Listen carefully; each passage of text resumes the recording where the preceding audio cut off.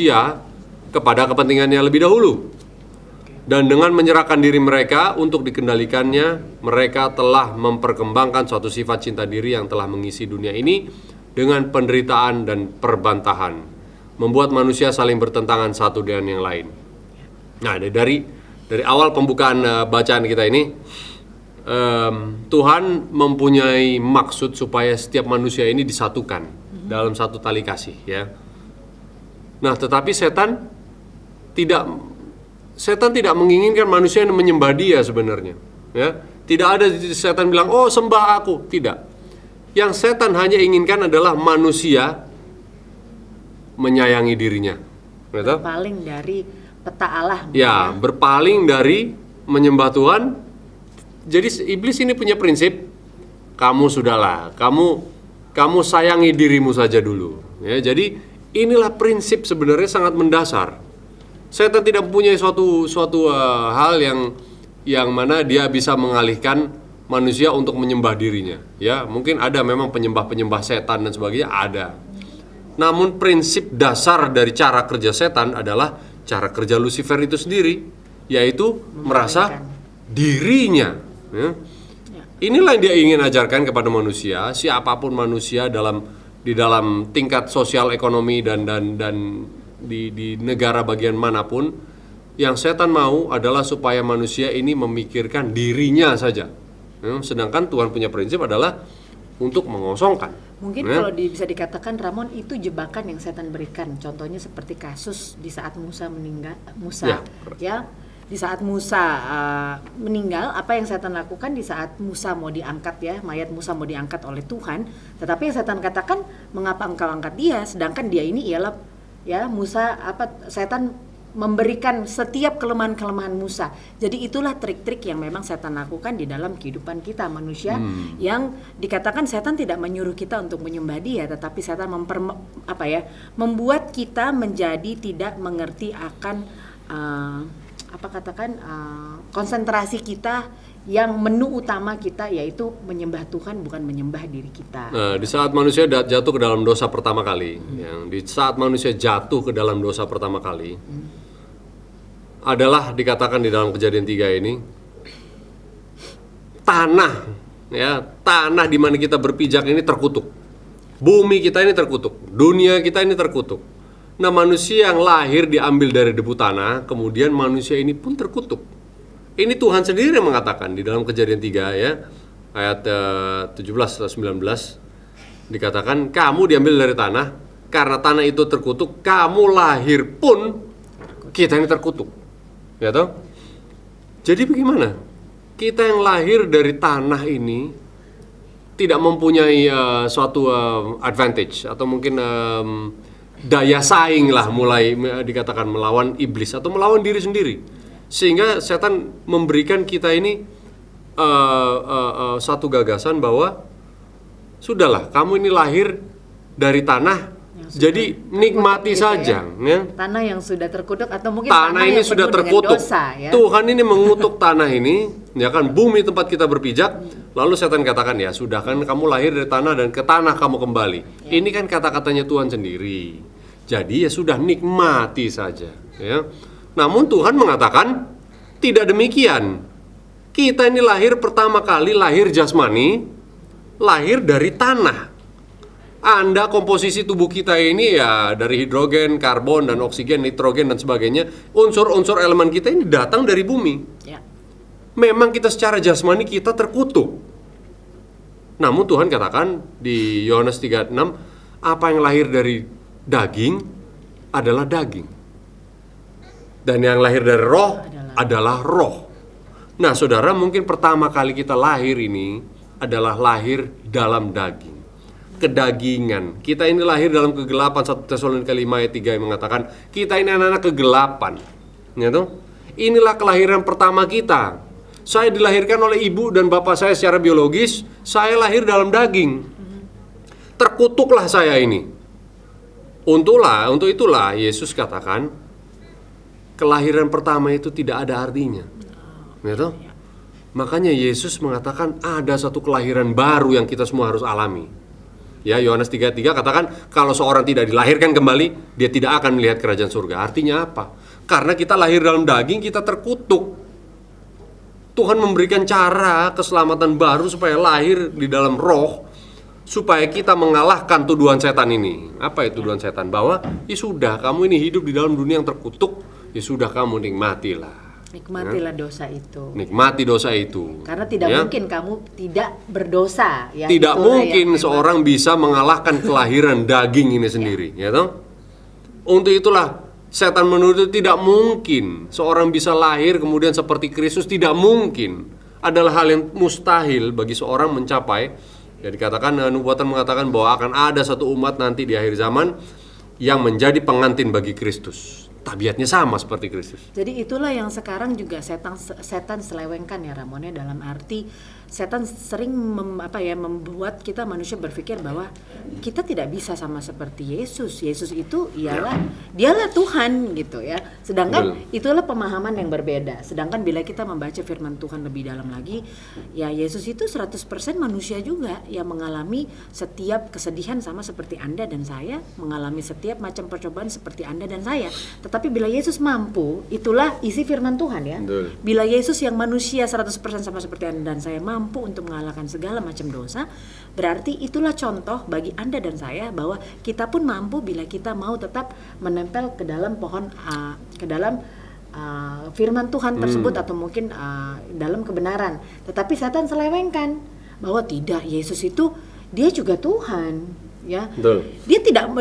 Dia mampu karena dia Tuhan, tidak sama seperti kamu. Kamu itu yang lahir dalam anak-anak murni kegelapan, dari tanah, murni dari produk dosa. Tidak mungkin kamu dapat menentang dosa tersebut. Itulah. Nah, ini menarik saudara-saudara. Memang setan menuduhkan ya, azas dari iblis ini mengatakan sudahlah, kamu nikmati hidupmu. Ya, hidupmu ini cuma di dunia, nikmati saja. Ya, itu bukan dosa katanya. Ya. Sehingga dia pun mengatakan, nah Kristus itu, Yesus itu berbeda.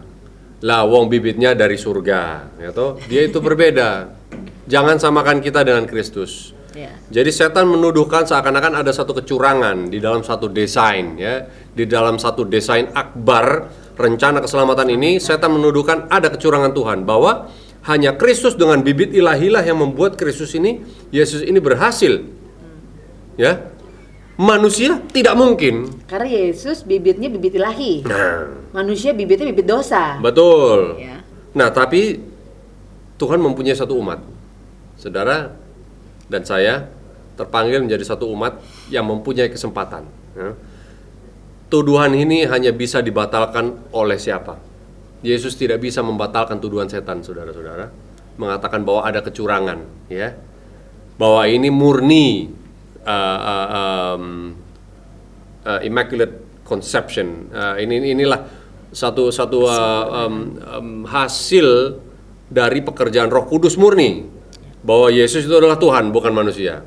Namun Tuhan mempunyai satu umat untuk membatalkan tuduhan setan itu, yaitu siapa? Umat yang akan menjadi pengantin bagi Kristus.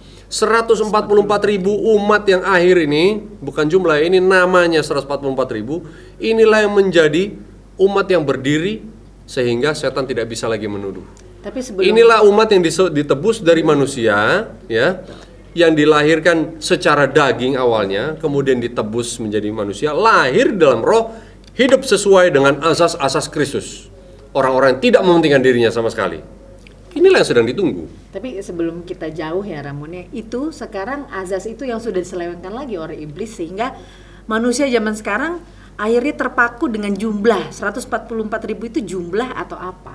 Sedangkan mereka tidak terfokus dengan sebenarnya karakternya yang harus kita fokuskan, bukan jumlahnya. Ya kembali lagi, trik iblis betul-betul luar biasa ya kalau kita betul-betul tidak teliti melihat ya. Sekarang orang sering sekali membincangkan apakah itu jumlahnya. Ya itu jumlah yang sangat kecil. Itu yang iblis sudah berhasil. Kita lupa untuk berkonsentrasi dalam karakter tabiatnya. 100 dan juga tabiat 144.000 itu seperti apa. Betul. Ya. Nah, inilah umat-umat manusia yang Tuhan sedang tunggu ini. Dikatakan orang-orang yang tidak lagi mempunyai sifat mementingkan diri. Ya. Apakah Anda dan saya? Wah, mungkin saya masih jauh. Ya. Sifat saya mementingkan diri sangat-sangat jauh. Sifat mementingkan diri ini merupakan kerusakan akhlak Dan oleh karenanya manusia yang telah menyerah mengalami begitu banyak permasalahan di dunia ini, ya, hanya karena manusia mementingkan diri sendiri. Nah, mungkin tadi siang saya katakan seorang orang tua, seorang ibu bisa mengasihi anaknya, mungkin, tetapi kasih itu bukan kasih yang ilahi. Kita berkorban untuk anak sekalipun, niatnya pun ternyata motivasinya pun masih diri. Saya berkorban untuk anak saya, segala sesuatu, harta dan sebagainya saya kerahkan untuk mendidik anak-anak saya. Saya tidak mau, tetapi tujuannya adalah supaya apa? Di saat anak itu besar, anak itu bisa menjaga saya. Di saat saya tua nanti saya tidak terlantar. Iya, masih diri sendiri. Masih ya ada kan? tujuan pribadi ya. Nah, di saat saya mendidik anak-anak saya di dalam jalan yang benar, itu pun masih karena diri sendiri terkadang. Karena apa? Oh, nanti kalau dia buat masalah, siapa yang susah kalau bukan saya? Siapa yang namanya tidak bagus kalau Siapa nanti kalau anak-anak ini berbuat sesuatu kejahatan, namanya siapa yang dipermalukan? Selalu diri yang dipentingkan. Ya. Di saat kita melakukan suatu hal yang baik pun, ternyata masih diri yang dipentingkan. Dan juga kalau kita bicara lagi ya Ramonnya, ada juga orang melakukan hukum kesehatan ya karena mereka takut kena penyakit kanker, Betul. takut kena penyakit jantung ya, melainkan bukan menjalankan hukum kesehatan itu karena itulah yang benar. Itulah yang benar, meskipun katakan mau ada penyakit kanker atau jantung pun atau penyakit yang lainnya, kita tetap harus melakukan itu karena itu yang benar, karena itulah bahasa kita berterima kasih kepada Tuhan. Bukan karena kita mau imbalannya, Tuhan saya ingin melakukan reformasi kesehatan atau takut ancaman karena saya takut saya penyakit kanker dan yang lain-lainnya ya. Dan juga banyak juga orang mau mengikuti Tuhan ya karena ada imbalannya, ingin masuk surga. Itulah masih imbalan secara kedagingan. Ada surga atau tidak ada surga, kita tetap harus melakukan yang benar. Kita tetap harus mengikuti Tuhan karena itulah bahasa kita berterima kasih kepada Tuhan. Nah, bukan karena kita imbalan. Ini tentu ya. bisa dengan mudah disalah interpretasikan ya. Namun Tuhan mengatakan 1 Timotius 1 ayat 9 mengatakan hukum tidak dibuat untuk manusia yang benar. Itulah mutlak. Bahwa di saat manusia ini benar, saya ingin menjadi manusia yang benar. Bukan manusia yang menurut hukum. Saya tidak mau menjadi manusia yang menurut hukum. Saya tidak perlu. Tapi saya mau menjadi manusia yang benar sehingga hukum itu menjadi mendarah daging bagi saya. Saya menjadi dalam perbuatan-perbuatan baik, dalam melakukan penurutan sekalipun itu adalah karena motivasi yang sungguh-sungguh, karena itu yang benar, karena itu yang ada dalam hati saya. Itu yang saya mau lakukan. Nah, di dalam pelajaran kita ini sangat berkaitan. Bahwa di saat kesehari-harian kita ini, siapa yang kita tinggikan? Ya. Apakah masih diri sendiri? Ya, ini berbicara mengenai penata layanan. Berbicara mengenai apa talenta yang Tuhan sudah berikan pada kita. Nah, lebih secara spesifik ini berbicara banyak mengenai uang. Ya. Tuhan memberikan kita pemeliharaan dengan limpah. Saudara-saudara mengatakan bahwa, aduh Tuhan memberi saya berkat cuma encrit-encrit lah, sedikit-sedikit ya, cuma dicicil-cicil. Tapi Tuhan katakan setiap manusia di dalam taraf ekonomi yang berbeda-beda sudah diberikan oleh Tuhan secara berlimpah. Amin. Waduh, itu percaya atau enggak ya? Porsinya ya, sesuai dengan porsi. Sukar bagi manusia untuk mempercaya hal itu kalau memang kita ini kesukaran dalam keuangan. Ya, banyak dari Anda dan saya pun, kami pun sering mengalami namanya kesukaran ekonomi itu ya. Di saat kita mengalami kesukaran ekonomi sangat-sangat sukar. Namun Tuhan bilang itu tetap adalah kelimpahan. Amin. Karena apa? Tuhan, ya inilah Roma 8:28, segala sesuatu bekerja sama membentuk kita, mendatangkan kebaikan bagi kita yang terpanggil sesuai rencananya, supaya kita memiliki tabiat seperti Kristus. Nah, keuangan yang Tuhan percayakan bagi kita pun, ya ini yang dibahas secara dalam buku ini, adalah untuk menguji azas siapa yang kita pakai. Banyak kita mau berkorban, mau seakan-akan memakai azasnya Kristus. Berkorban, uang ini kita pakai untuk ini, kita membantu pekerjaan Tuhan, kita berikan kepada gereja, kita sumbang ini dan sumbang ini, sumbang ini dan sumbang itu. Ternyata di balik itu semua kita masih pakai azasnya iblis. Waduh, seperti berat apa ini. Itu Ramon? Mungkin karena ternyata di balik itu semua kita masih mengharapkan Tuhan, sayalah yang pantas ditinggikan. Tuhan, sayalah yang pantas Engkau berikan berkat. Mungkin. Karena saya sudah berbuat banyak. Karena saya sudah berbuat ini, saya sudah berbuat itu, Tuhan lihat semua pengorbanan saya, lihat semua pekerjaan-pekerjaan saya sudah besar. Sudah begitu limpah pekerjaan saya, apa yang saya sudah buat untuk Tuhan dan untuk manusia sudah begitu banyak. Tetapi kalau dilihat di balik itu semua, apakah kita masih memakai azas dari iblis? Ataukah itu benar-benar sesuatu yang sudah secara alamiah kita lakukan? Nah, inilah pertentangan, ya, yang berjudul ini, asas Kristus melawan asas iblis. Maaf, ada mungkin ini sesuai dengan ada orang yang memang kebetulan dia backgroundnya ateis ya Ramon, ya, dia mengatakan bahwa orang Kristen kalau tidak ada surga apakah mereka tetap mau berbuat baik, ya itulah pertanyaan setiap orang background, ya. Iya. Apakah orang Kristen tetap kalau tidak ada neraka atau hukuman, apakah kita akan terus berbuat baik? Sama juga seperti ini ya, sama juga seperti pertanyaan ini. Kalau kita tidak, sama juga kalau tidak ada surga, apakah kita tetap mau menjadi orang yang dermawan? Ya, apakah karena kita ada surga sehingga kita menjadi orang yang dermawan? Ya, betul. Itu yang memang dipertanyakan oleh orang-orang yang di luar sana. Betul. Nah, sifat mementingkan diri ini di dalam upaya-upaya kita berbuat baik sekalipun, terkadang ya, merupakan dorongan hati manusia yang paling kuat dan paling umum.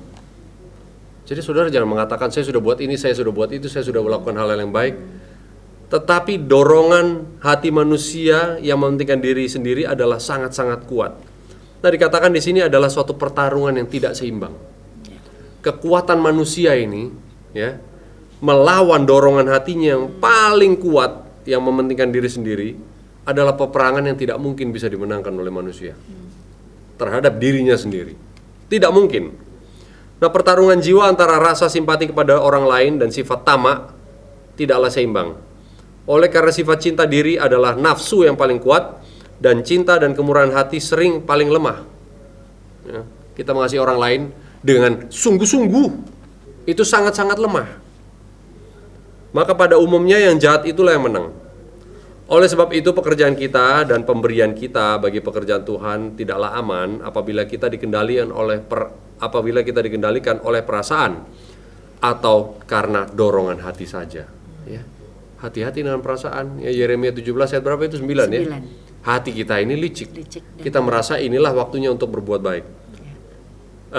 Nah, dan juga tadi dikatakan hati-hati juga dengan dorongan hati, ya. Betul. Dorongan perasaan dan juga hati. Karena kalau dikatakan di Roh Nubuat dikatakan mukjizat yang Tuhan berikan yang sangat besar ialah bukan karena di saat dia menyembuhkan, tetapi di saat umat manusia ingin bertobat di dalam hatinya dan menyerahkan hatinya sepenuhnya kepada Tuhan. Nah, itulah yang paling utama sebenarnya. Betul. Nah, ini memberi atau bekerja hanya bila rasa simpati kita tergerak dan menahan pemberian itu atau pelayanan kita bila perasaan kita tidak tergerak adalah satu kebiasaan yang tidak bijaksana dan berbahaya. Ya. Jadi memberi hanya kalau lagi mood lah, gitu. Atau kalau lagi enggak ya enggak, gitu loh. Jadi kita mengikuti perasaan kita adalah satu hal yang berbahaya. Jika kita dikendalikan oleh dorongan hati atau simpati, maka apabila usaha-usaha kita bagi orang lain dibahas dengan sikap tidak berterima kasih, atau pemberian-pemberian kita digunakan sembarangan atau dihambur-hamburkan, itu cukup untuk membekukan kemurahan hati kita. Orang Kristen harus bertindak berdasarkan prinsip yang pasti, mengikuti teladan Kristus dan dalam penyangkalan diri dan pengorbanan diri. Nah, ini yang sangat menarik juga. Di saat kita berbuat baik, ya, saat perbuatan kita seakan-akan disepelekan, apa yang menjadi reaksi bagi kita? Kita sakit hati. Kemudian kita berhenti memberi. Ya, kita berhenti berbuat baik di saat pemberian kita atau tindakan kita tidak disambut dengan tindakan yang sama dari orang lain. Ternyata itu adalah motivasi yang masih mementingkan diri. Ya, kita memberikan hal yang terbaik bagi orang, kalau dia tidak berbuat baik bagi kita langsung kecewa. Nah, saudara, ini memang sangat-sangat dalam ya. Tapi kalau Ramon bilang seperti itu, gimana? Akhirnya orang mungkin mengatakan anggapan orang sebagai kekristenan itu ialah suatu hal yang bodoh mungkin. Dalam arti bahwa bagaimana katakan ada orang di pinggir jalan, Ramon, ya, sedangkan kita Perda daerah dan juga DKI juga mengatakan bahwa tidak boleh memberikan ya apa namanya sembarangan uang-uang Berzakat untuk di jalanan, berzakat di tidak jalanan ya. Itu ada hukumnya. Bagaimana dengan hal itu ya? Dan juga satu, dan juga dua, bagaimana dengan orang yang malas sebenarnya dia bisa bekerja, tetapi dia tidak bekerja karena di Alkitab mengatakan ya kan yang bekerja pantas mendapatkan makanan ya, dan juga di Ronubot dikatakan bahwa tidak dibiarkan satupun serangga hidup bermalas-malasan di sarangnya ya. Bagaimana dengan hal itu? Karena kalau tadi Ramon membahas soal seperti itu kan seakan-akan bahwa apapun yang terjadi, orang malas pun ya sudah kita bantu saja. Orang yang begitu ya sudah kita karena apa ya, pemikiran manusia itu kan bisa sangat ekstrim juga ya. Betul. Pemikirannya. Ini pembahasan kita yang beberapa saat yang lalu ya. Menolong ini adalah bukan, maaf ya, ada orang-orang mempunyai filosofi bahwa bersedekah itu cukup. Ya. Nah, tetapi di dalam prinsip-prinsip ilahi yang benar, kalau kita menolong orang ada dua hal. Gitu. Harus tepat sasaran. Bukan kita saya tidak peduli Tuhan, orang ini mau pakai uang saya untuk apa, tidak peduli. Tidak begitu. Tidak bijaksana juga. Kalau kita memberikan hanya sedekah kepada orang juga, toh juga kita itu namanya bukan berkorban. Jika kita mau menolong seseorang, tolong sampai benar-benar, ya, tolong sepenuh hati. Ya, contohnya beberapa kali kita pergi kalau melihat orang-orang yang pengemis, yang tidak punya kaki, sudah keadaannya parah sama sekali, ya. Kita jangan cuma kasih Rp1.000 atau Rp2.000, itu tidak ada artinya karena itu pun bukan berkorban bagi kita. Ya kan, nggak tahu saudara-saudara mungkin mengatakan, oh itu sudah pengorbanan besar. Tetapi sesungguhnya kalau kita mau jujur, kasih Rp1.000 bersedekah, nggak pedulilah dia mau menipu kah atau dia mau, jangan begitu. Kalau kita mau berikan sesuatu yang benar-benar berarti, ya, itu satu prinsip. Kalau kita pergi, saya dulu sering kalau mau pergi mau menolong seorang, saya tidak mau kasih Rp1.000, Rp2.000. Lebih baik katakan, kalau kamu tidak bisa makan, kamu tidak bisa ketemu makanan, tidak punya tempat tinggal, ini hubungi saya jemput kamu tinggal di rumah saya pelihara sampai kamu mati atau saya mati duluan. Kalau mau menolong orang, sungguh-sungguh menolong orang seperti itu. Ya, jangan cuma kasih Rp1.000.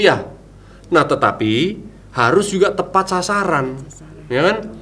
Menolong sepenuh hati dan harus tepat sasaran. Tidak tepat sasaran artinya apa? Walaupun kita mengeluarkan, Rp1.000, oke lah. Mungkin Rp1.000 tidak berarti. Mungkin saya perlu keluarkan Rp100.000. Wah, ini baru terasa pengorbanan. Tidak juga, kalau itu ternyata tidak tepat sasaran, itu adalah pemberian yang salah. Bahwa pemberian itu harus tepat, ya kan? Karena orang yang kalau kita mau beri tawaran, ayo, kamu kalau nggak ada makanan, tinggal sama saya beri kamu makan. Biasanya juga pengemis yang di jalan itu, pendapatannya sudah banyak.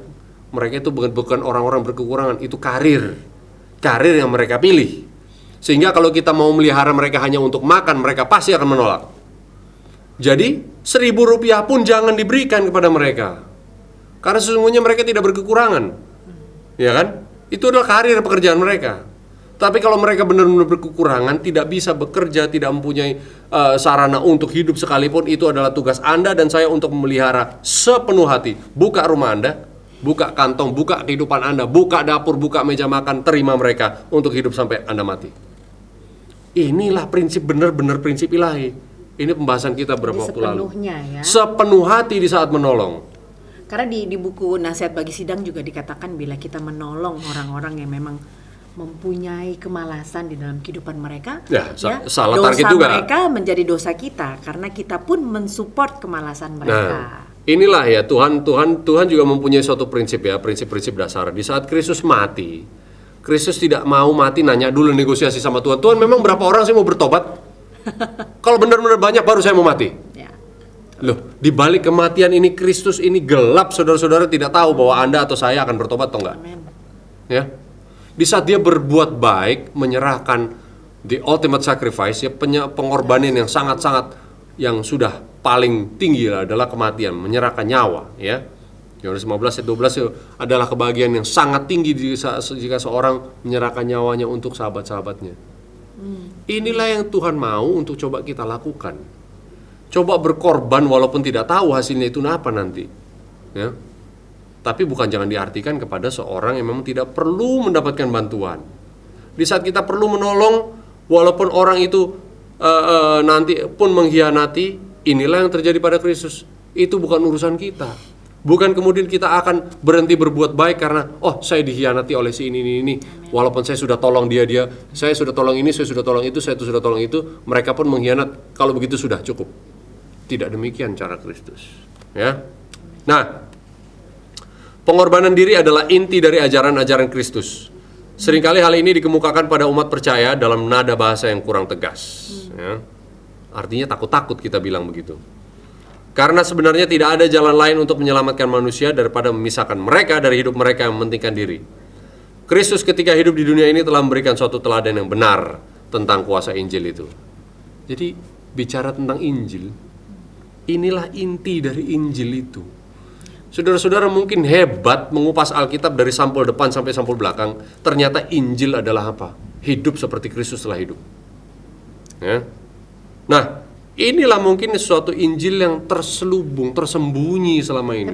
Tapi tadi Ramon mengatakan hidup seperti Yesus telah hidup ya. Banyak juga orang yang mengadopsi kesusahan Yesus, di mana bahwa mereka harus terlihat susah, itulah cara mereka hidup sama seperti Yesus telah hidup. Tetapi ternyata masih ada diri, di mana penonjolan diri itu masih ada. Yang Tuhan inginkan ialah hidup sama seperti Yesus telah hidup, ialah bukan penonjolan dirinya, melainkan hidupnya dia seperti tadi dikatakan di saat dia mati, dia tidak melihat hasilnya itu ada yang bertobat atau tidak. Dia tidak mau melihat hasil, tetapi dia melakukan karena itu ialah benar.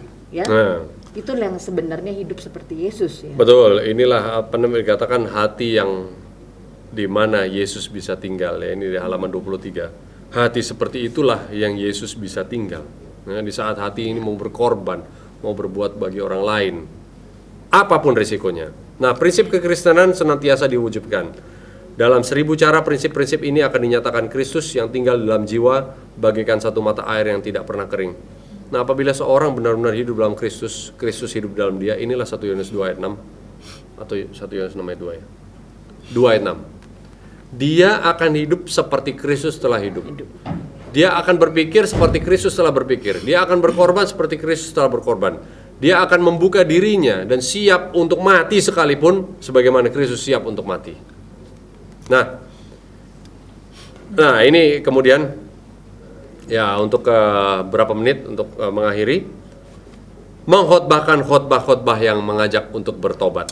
Nah, dan berbuat. Inilah ya dikatakan Injil ini seakan-akan sudah ditutupi sejak zaman gereja mula-mula ya. Saat Kristus mati, Paulus menjadi rasul, umat-umat Tuhan mempunyai gereja yang benar-benar murni, saudara. Gereja yang benar-benar murni. Lalu gereja itu tidak bertahan lama karena generasinya sudah berlalu. Kemudian gereja ini mengalami kemerosotan, mengalami kegelapan moral yang begitu hebat. Sehingga di dalam khotbah, di dalam pelajaran, semuanya ini hanya formalitas, hanya tradisi.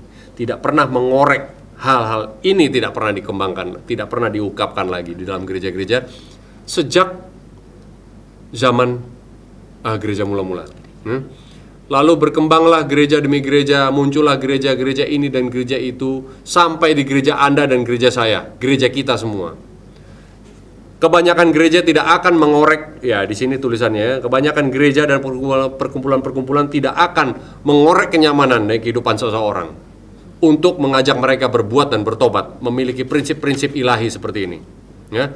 Khotbah yang paling sulit untuk dikhotbahkan dan paling sukar untuk diterapkan adalah khotbah penyangkalan diri. Orang berdosa, orang gelojoh menutup pintu pada amal kebaikan yang dapat dilakukannya karena uang itu digunakan untuk kepentingannya sendiri. Segala sesuatu untuk kepentingannya sendiri.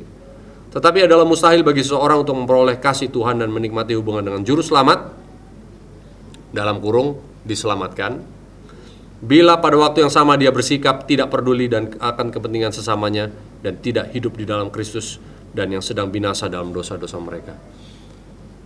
Saudara, Tuhan menjanjikan di dalam buku Great Controversy, adalah buku Kemenangan Akhir, halaman 464, ditulis jelas, sesaat sebelum Kristus datang kedua kalinya, akan muncul suatu umat, suatu pergerakan yang memiliki iman dan kesucian yang primitif. Ya, inilah yang Tuhan sedang tunggu, sehingga kitalah yang mempunyai kesempatan untuk masuk di dalam pergerakan ini Tuhan yang sedang menunggu kita untuk dimateraikan untuk hidup, membuktikan bahwa tuduhan setan itu tidak benar. Ya. Injil yang selama ini ditutup, Injil ini sebenarnya sangat-sangat mudah sekarang ini, bahwa harus kembali kepada Kristus. Pakaian kebenaran Kristus yang harus dipakai kepada kita. Inilah Tuhan sedang tunggu, supaya segala motivasi kita dalam perbuatan-perbuatan pun adalah motivasi-motivasi ilahi. Amin. Ya. Jadi memang ternyata semakin kita pelajari firman Tuhan lebih dalam, semakin kita mengerti bahwa sesungguhnya semua itu ialah untuk pribadi, ya. Bahwa kita melakukan karena itu yaitu sesuatu hal yang benar, bukan karena ada embel-embel bahwa kita harus masuk kerjaan surga dan juga lain-lain, ya. Dan juga bahwa kita melakukan itu bukan untuk memaksakan orang, melainkan kehidupan kita menjadi motivasi karena kita menjadi garam, ya. Banyak Betul. orang hanya memperlihatkan garam tapi tidak memperlihatkan asinnya, Ramon, ya. Kalau kita lihat garam, ya, garam memang terlihat putih dan juga indah. Tetapi apalah gunanya garam bila tidak ada asinnya, ya. Betul. Hanya terlihat garam, tetapi makna esensial ilahi itu sudah tidak ada di dalam hati setiap umat manusia itu, ya. Jadi marilah kita memperlihatkan garam, tapi menonjolkan asinnya, jangan hanya memperlihatkan bentuk garam tersebut, ya. Amin. Itulah yang memang menjadi esensial utama. Dan juga tadi Ramon katakan bahwa khotbah itu ialah harus ada khotbah untuk penyangkalan diri. Tetapi jangan lupa kita harus minta senantiasa kerendahan hati untuk menyampaikan khotbah tersebut, ya. Banyak sekali manusia dicampurkan, Ramon, ya, amarah dengan khotbah tersebut. Jadi di saat dia menuangkan khotbah penyangkalan diri itu, dia campurkan dengan amarah, ya. Akhirnya umat manusia tidak maunya jadi bertobat, malah jadi menyangkal khotbah tersebut, ya. Itulah yang kita harus minta senantiasa kepada Tuhan, senantiasa untuk mempunyai kalimat yang bijaksana, sehingga, ya, orang-orang akan datang kepada Tuhan karena dia melihat setiap kalimat dan juga khotbah yang kita keluarkan karena berdasarkan dengan ilahi, ya, Ramon, ya. Oke. Jadi pemirsa, kita bisa tutup dengan doa. Mari kita tutup dengan doa. Bapa di surga, terima kasih Tuhan, kami bersyukur karena kebaikan Tuhan sudah Tuhan pakaikan ke dalam tubuh dan kehidupan kami masing-masing. Sehingga semua motivasi dalam berbuat, dalam berkorban, dalam memberi, dalam berkhotbah, dalam menghidupkan semua reformasi adalah atas dasar-dasar Kristus, bukan asas-asas yang lain. Tuhan adalah kerinduan kami, Tuhan, supaya Kristus benar-benar hidup dalam kehidupan kami, Tuhan. Supaya dalam kehidupan kami bukan memaksa seseorang, ataupun karena kami sudah merasa kami sudah berkorban, memilih untuk jalan bersama Kristus, kami memaksakan jalan-jalan kami kepada orang lain, bukan menjadi inspirasi. Tuhan, kami mempunyai kelemahan-kelemahan dalam kehidupan kami, sehingga segala apa yang kami buat adalah cacat. Segala kebenaran-kebenaran kami adalah seperti kain lara, Tuhan. Karena kami tidak mengerti, atau mungkin karena kami hilaf, atau mungkin karena kami masih meninggikan diri, kami membandingkan diri kami dengan orang lain. Perbuatan-perbuatan kami pun itu adalah perbuatan-perbuatan yang nista, Tuhan, sehingga tidak berarti bagimu. Tuhan, perbarui kehidupan kami, Tuhan, hati kami. Berikan kami hati seperti Kristus yang membawa orang kepada sukacita. Hati kami membawakan orang merasa terberkati karena kami hadir, dan perbuatan kami dilihat orang sehingga orang meninggikan Bapa di surga, bukan meninggikan manusia. Terima kasih Tuhan, pelajaran yang sangat mudah hari ini, yaitu pelajaran mengenai penyangkalan diri menjadi motivasi utama dalam kehidupan kami. Biarlah itu semua menjadi nyata dalam kehidupan semua pemirsa, dalam kehidupan keluarga-keluarga mereka, keluarga-keluarga kami, semua umat-umat Tuhan di manapun berada, memiliki suatu persatuan, yaitu persatuan melalui proses pemisahan dari dunia. Terima kasih Tuhan, sudah bersama dengan kami sepanjang acara ini. Biarlah kasih-Mu bersama dengan kami sepanjang masa dari hari ini sampai Maranatha. Dalam nama Yesus kami berdoa. Amin. Amin. Sekian sudah pembahasan kita pada hari ini, kiranya bisa menjadi manfaat bagi keluarga dan juga pemirsa yang menonton dimanapun akan Anda berada, dan jangan beranjak dari program-program kesayangan Anda, HCB Indonesia, dan Tuhan memberkati.